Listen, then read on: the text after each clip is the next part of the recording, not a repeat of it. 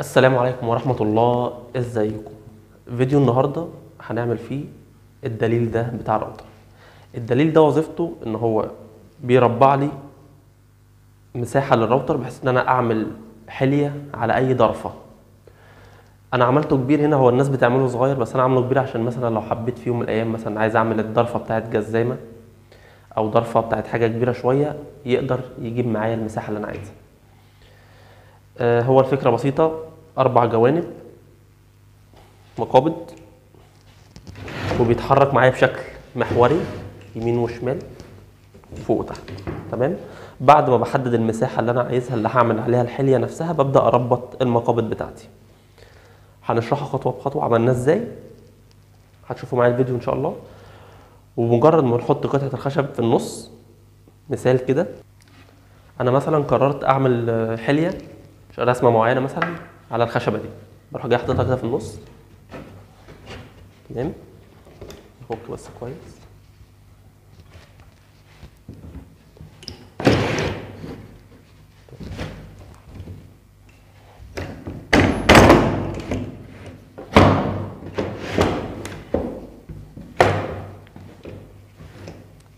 كده انا بروزت قطعه الخشب، بروح جاي مربط المقابض بتاعتي.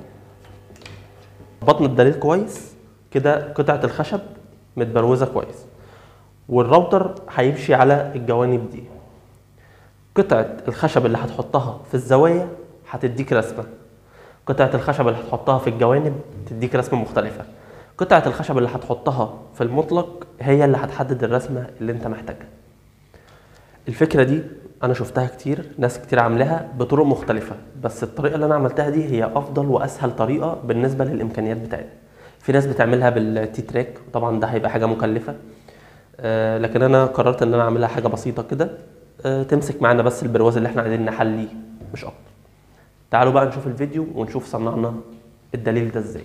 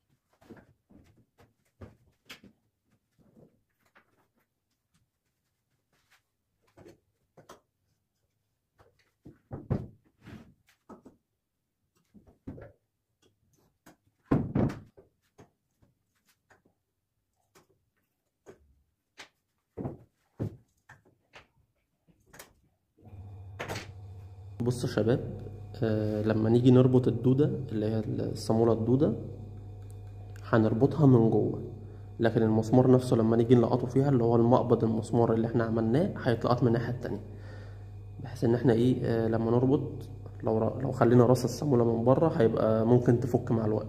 لا، يبقى الحل ايه؟ ان انا اربط عكسها، راس الصامولة الدودة هتبقى هنا وانا هربط من تحت عادي هيلقط معايا، وهي الصامولة الدودة كده كده القلاوص بتاعها من ناحيتين، يعني تربط من ورا ومن قدام عادي. انا شلت القطع اللي كنت مركبها الاول وركبت قطع تانية، لان كنت هعمل فكرة ان انا ادفن صامولة وما نفعتش، صامولة عادية يعني، قلت احاول اقتصد في الموضوع، بس بصراحة الصامولة العادية ما نفعتش خالص، فهو كان الحل الامثل. معلش هنيجي على نفسنا، هنعملها بقى صامولة دودة، هوريكم شكلها دلوقتي. ده كده شكل الصامولة الدودة، وادي اهو المقبض بيربط كده عادي فيها. الجزء القلاوظ الخارجي اللي بره ده بيربط في الخشب. طبعا اهي الصامولة الدودة زي ما احنا شايفين، ينفع الناحية دي برضو تربط الناحية دي والناحية دي.